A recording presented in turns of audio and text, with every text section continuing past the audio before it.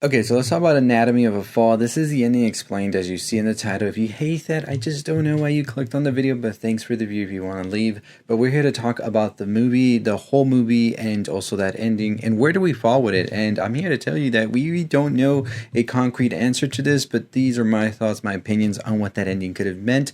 And let me know yours as well if you finished the video and what do you think. Now, I will start off by saying that Justine Triet, the director, has said that they would not really answer if Sandra character did it or didn't do it. Maybe in 10 years they'll give us an answer. That's what they said.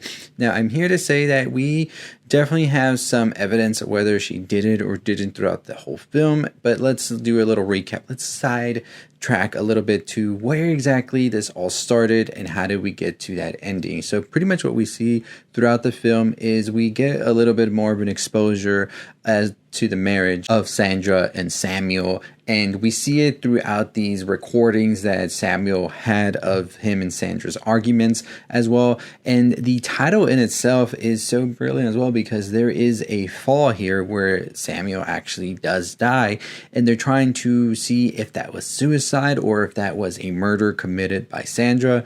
But it also is the fall of a marriage, as we see how this marriage started off great in a way and then immediately had these moments that just brought it crumbling down, and we see it sort of all be dissected by the court as well. They're not just dissecting the fall of Samuel, but they're also dissecting the fall of Samuel and Sandra's marriage, and how these little scenarios and moments that came through just tumbled it all down. And now we are here in very, very dark times as Sandra is being on trial for the murder of Samuel, but she is trying to defend herself here, saying that she didn't have anything to do with that it was a suicide. And Milo is playing the character of Daniel, their son, who is so conflicted between both accounts, and Daniel being sort of partially blind as well is a very good way to sort of convey how I believe as children and as you see your parents, you sort of have this blindness to them as well, because they may have their faults and all of that, but so many times we overlook those faults. We go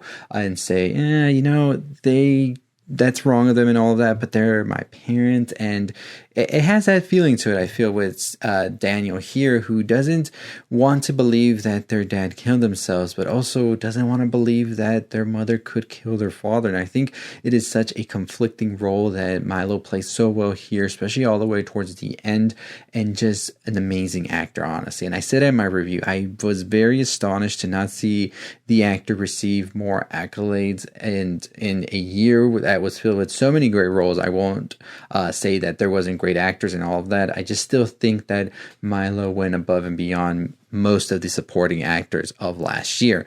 But that's here and there. Let's talk about that on our Oscar video tomorrow, so stay tuned for that. But I just want to talk about the ending here, because we see that Milo's character of Daniel is so conflicted that the person who's like taking care of them, because they can't have contact with the mom during the trial because they're also going to be a witness, tells Milo, this is what you have to do, Daniel. You have to decide for yourself, for you, what is the truth. And if you don't know the exact truth, you have to decide what's the best truth for you.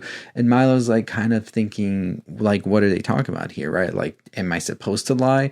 Am I supposed to just make up whatever I think? And Marge says, I'm not telling you to lie, I'm just telling you to decide. And that's when we see that Daniel takes on the experiment of giving Snoop the aspirins, and then Snoop eventually has to throw up and stuff like that. And he says that Snoop got like this one day after his father had left some vomit and stuff like that, and apparently Snoop aided. This goes and coincides with the whole story that Sandra said of Samuel before his fall and death, had a couple of months prior attempted to take his life with aspirins and all of that. And so Daniel's pretty much now saying, you know what, I can kind of see that my dad would have taken his life. And he says that he cannot believe the truth is that his mother would do this crime, but believes that his father would commit suicide after he comes to this conclusion that his father had attempted to take his own life prior. This whole testimony that Daniel delivers to the court with the whole Snoop experiment, and then also adding a potential trip that him and his father took, where his father was saying, one day Snoop's going to die and you're going to have to accept it. And Daniel kind of says maybe he was actually talking about himself now, with the context of him trying to take his life months prior, and then he actually did take his life. And so and I said potential because a lot of times we don't have a concrete evidence for what exactly happened. We just take a character's word for it and that account. And here we have all of the arguments and everything that Sandra and Samuel had laid out with evidence of those recordings and all that. But we don't have the evidence of who killed Samuel, and we don't have concrete evidence that this whole talk between Samuel and Daniel actually took place. Of course, Daniel would be the only one to know now because Daniel is the only one alive, as we see Samuel is dead. So I think that it kind of makes you question what exactly is the truth and what exactly is a lie when you don't have that evidence. Or are we supposed to be, how Marge says, this is the only truth we have, and we have to choose whether we're going to accept it or not to move forward. And I think Daniel loved his parents so much, and he's already lost one of his parents. Is he really going to lose another parent? It's kind of like his thinking here as well. And also the fact that there isn't a concrete evidence to prove that his mother did it or didn't. It's just their word. I think it puts Daniel in a very interesting situation that we, the viewer, are in ourselves, because we don't have all of the evidence. There's no way from what's written and all of that to come to a conclusion of whether Sandra killed Samuel or not. It is just what we feel in those moments as we see these characters going through everything. And I think the fact that we see Daniel also comfort his mother at the end, and it showcases that his mother was scared as well, but Daniel wasn't scared because they knew that once they took the stand and said the story that they were possibly going to be okay. And on one hand, we saw that Sandra didn't know what exactly Daniel was going to say, because right before all of that, he had said he didn't want any contact with his mother. I also think that it's a great way to look at the end with Sandra, how she just falls asleep with Snoop, because in a way Snoop was the one, that story that saved her as well from all of this.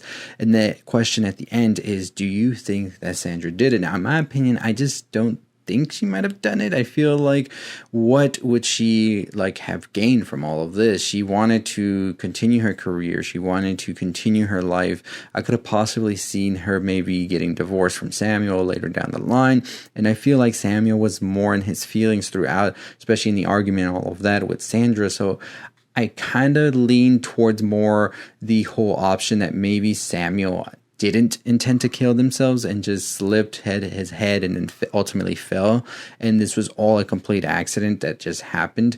And there was no ill intention either from Samuel or Sandra, because I don't know whether to believe Daniel's story or not about his father sort of implying all of this talk about suicide, because we don't have anything concrete to back that up. So as somebody just seeing this as an overall case, it just seems that maybe it was just accidental. And I think, that's the thing about the movie, is I don't think we'll ever have a concrete answer. I think Justine Triet also will have their own way of viewing the movie, and they actually co-wrote this with their partner as well. So I'm very curious to see what each one of them may think, because, you write something with somebody else and you don't know exactly what they're thinking. Even if it's the same story, you might reach different conclusions, especially with the way the story is written here. It feels like it's maybe so many more layers to it than what we initially got on the screen.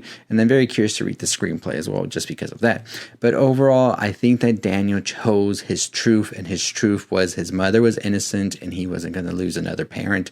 And I just think that Sandra didn't do it either, but there was just no way without Daniel's whole story that he probably made up, maybe, that she was going to be let off. So let me know what you think. Overall, I think Anatomy of a Fall is a great way to look at how a film can be done and give you all of the answers, I guess you could say, but still leave you with the questions at the end of the day about whether somebody or not committed a crime. And I think that it is just one of those films I think we're going to be talking for a while. Maybe we'll wait to see what Justine Triet says a decade from now, whether or not Sandra did it. Let me know what you think. But anyways, that's all I want to talk about Anatomy of a Fall and my thoughts on the ending. I believe that Daniel made that story up, but I believe that Sandra didn't kill Samuel. I think it was all just an accident. But Daniel knows the only way that Sandra was going to be acquitted was with this story that implied his father had actually killed themselves. So that's my thoughts. Let me know what you think in the comments down below, and make sure you subscribe. We're on the road to 30,000 subscribers. We have a ton of movies we're going to be covering. Oscar video coming out tomorrow with our whole process of picking who might win the Oscar. So stay tuned for that. Very excited for that one. But as always, I'll see all of you next time. Stay safe, stay positive.